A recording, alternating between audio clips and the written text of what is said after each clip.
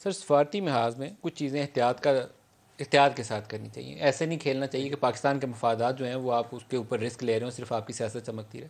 دیکھیں مل صاحب, آپ نے بڑے اچھے الفاظ بولے شروع میں, جی ڈول پیٹ رہے تھے, پی ٹی آئی والے ڈول پیٹ رہے تھے.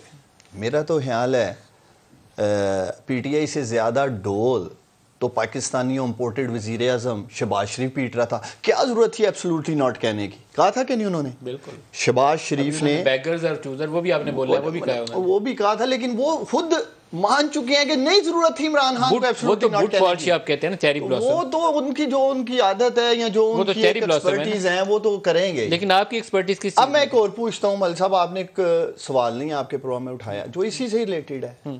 کل ہی آپ نے دیکھا ہے امریکہ نے اور ہندوستان نے پاکستانیوں ڈو مور کا مطالبہ کیا اس نئی امپورٹڈ حکومت سے. کوئی پوچھے ان سے, کوئی بیان آیا؟ 4.25 سال میں کوئی ڈو مور کا مطالبہ ہوا عمران خان سے؟ 48 گھنٹے کے اندر پاکستانیوں ان سے ڈو مور کے مطالبات شروع ہو چکے ہیں. خاموش ہیں, چھپ رہے ہیں اپنے سفارت خانے کے پیچھے. عمران خان اپنے فارن منسٹری یا سفارت خانے کے پیچھے نہیں چھپا تھا, اس نے اسٹریٹ فرنٹ پہ آ کے پاکستان پی ٹی آئی کے ساتھ ایک المیہ یہ ہے کہ یہ ایک ایسی ایلیوژن اس کے اندر رہتے ہیں جس کا ریالٹی سے تعلق نہیں ہوتا. پاکستان میں پچھلے 4 سال سے امریکہ کا سفیر نہیں ہے.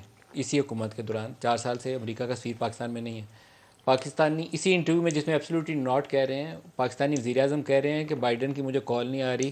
یہ پاکستانی وزیر اعظم کہہ رہے ہیں. پاکستانی وزیر اعظم کہہ رہے ہیں کہ میں نے کال کیا مودی کو, مودی میری کال نہیں اٹھا رہا. یہ پتہ نہیں کسی اور دنیا میں زندہ ہے, مجھے نہیں پتا. یہ فارن پالیسی بہرحال جس طرح اکانومی نے نہیں چلانی آتی اس طرح فارن پالیسی بھی نہیں چلانی ہے.